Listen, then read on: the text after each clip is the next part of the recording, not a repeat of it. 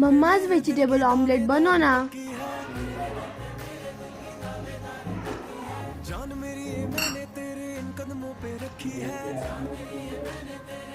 ओ जिस्मां दी गल कोई ना जिस्मां दी गल कोई ना तुझे रूह में उतारा है तेरे बिना ना गुजारा है सजना